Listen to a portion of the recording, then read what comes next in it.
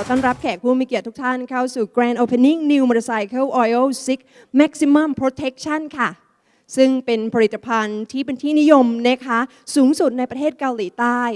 และเดี๋ยวเรามาทำความรู้จักกันเพิ่มขึ้นขอเสียงปรบมือดังๆอีกครั้งหนึ่งให้กับวิดีโอ Presentation ค่ะ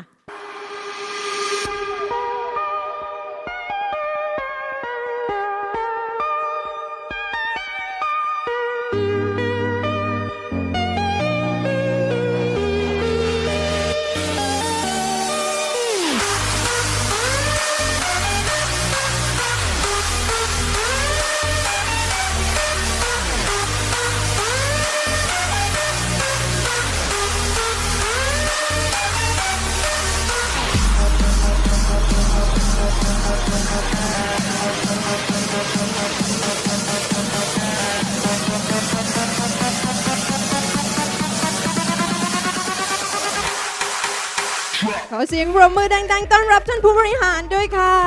สวัสดีครับสวัสดีครับผมดิฉันว่าตัวจริงหล่อกว่าในวิดีโอ Presentation นะคะ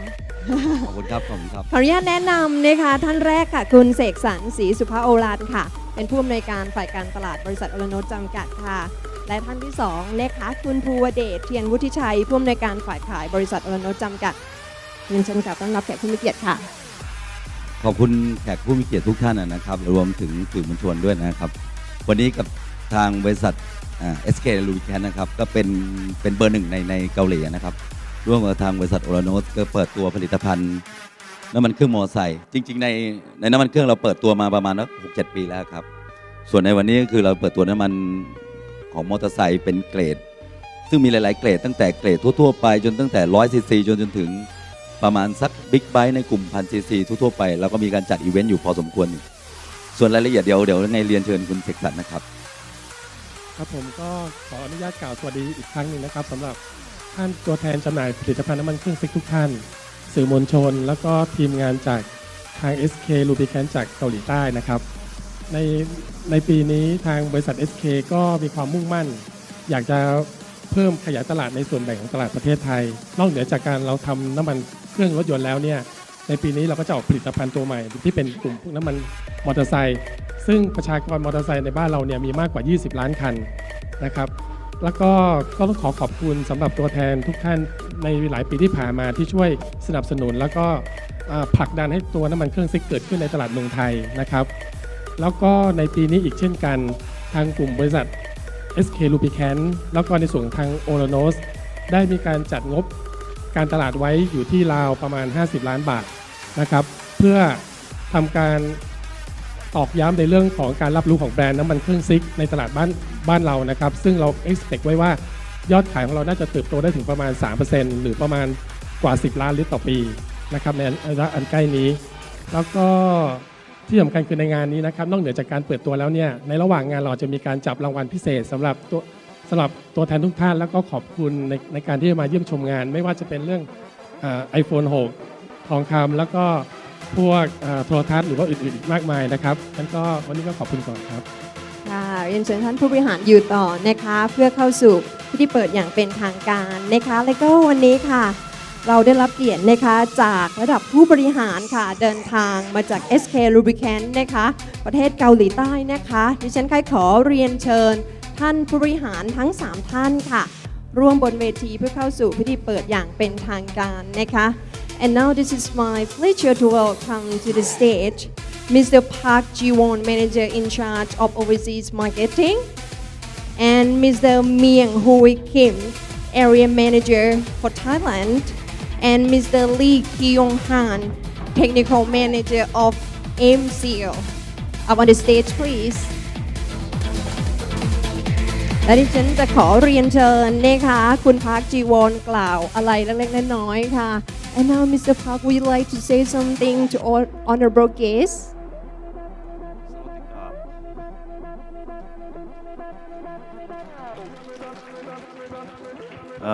Good morning, ladies and gentlemen. My name is Mr.Park. I'm team leader of global sales in finished lubricants. ค่ะ ก็แนะนำตัวภาษาไทยนะคะบอกว่าสวัสดีครับนะคะแล้วก็แนะนำตัวนะคะว่าเป็น Manager in Charge ของ Overseas ค่ะ And first of all, thank you very much for your valuable time, and I'm very happy to join this event. And I really appreciate to our partner in Thailand, Oranos, ZIC and Wade. They organized this wonderful launching ceremony. Thank you. ค่ะต้องบอกว่าท่านผู้บริหารนะคะรู้สึกยินดีเป็นอย่างยิ่งที่ได้รับเกียรตินะคะเชิญมาร่วมงานในครั้งนี้แล้วก็ขอบคุณสำหรับพาร์ทเนอร์ของเราค่ะพร้อมแล้วนะคะและนี่ค่ะแขกผู้มีเกียรติทุกท่านค่ะคือ Grand Opening ของน้ำมันเครื่องซิกอย่างเป็นทางการนะคะ I will start countdown พร้อมแล้วนะคะแขกผู้มีเกียรติทุกท่านดิฉันขออนุญาตนับเป็นภาษาอังกฤษนะคะพร้อมแล้ว I will start countdown from 5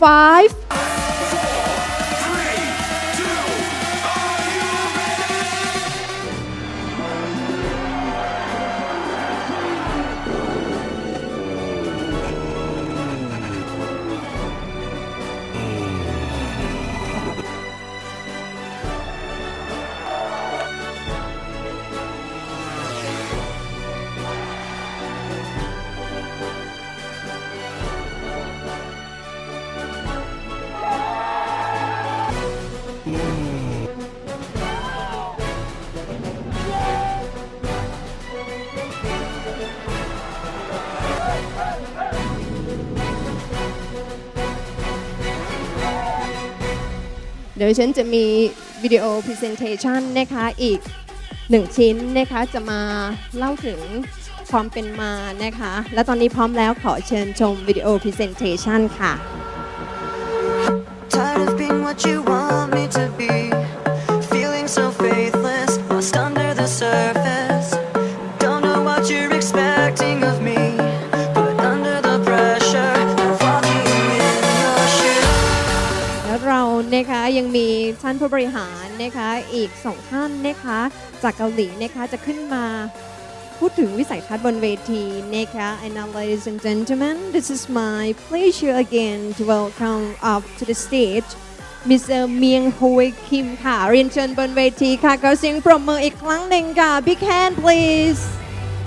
และตามมาด้วยอีก1ท่านนะคะคุณพิสุทธิ์ค่ะจากโอราโนสนะคะเป็นฝ่ายเทคนิคนะคะจะมาช่วยสรุปขอเรียนเชิญบนเวทีค่ะดิฉันขอส่งต่อหน้าที่ตรงนี้เลยนะคะ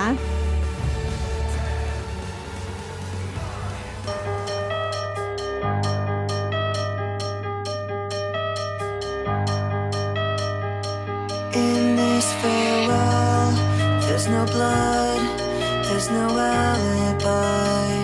'Cause I've drawn regret from the truth of 1,000 lies. So let mercy come and wash away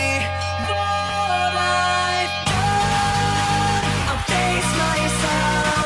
to cross out what I've become. Erase myself and let go of all I've done.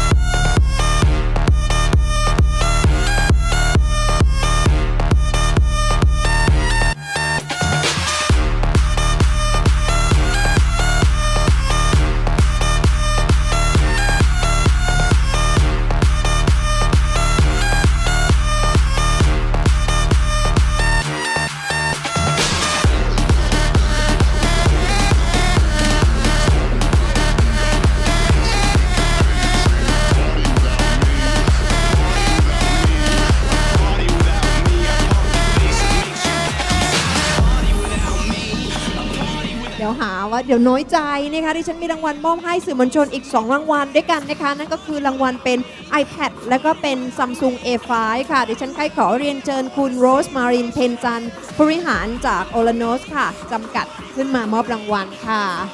เดี๋ยวจะให้คุณโรสกล่าวอะไรเล็กๆน้อยๆก่อนแล้วกันค่ะต้องขอบพระคุณนะคะแขกผู้มีเกียรติทุกท่านตลอดจนสื่อมวลชนทุกท่านนะคะยังไงก็ฝากผลิตภัณฑ์น้ำมันหล่อลื่นสำหรับ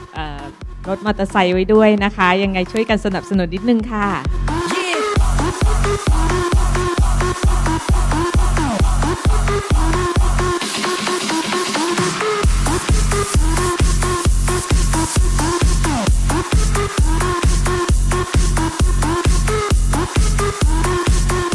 และตอนนี้นะคะขอกราบขอบพระคุณอีกครั้งหนึ่งนะคะในนามของโอราโนสจำกัดนะคะขอบพระคุณแขกผู้มีเกียรติทุกท่านที่มาร่วมงานในวันนี้นะคะและก็ขอให้ทุกท่านเดินทางกลับบ้านโดยสวัสดิภาพนะคะ and also would like to say thank you so much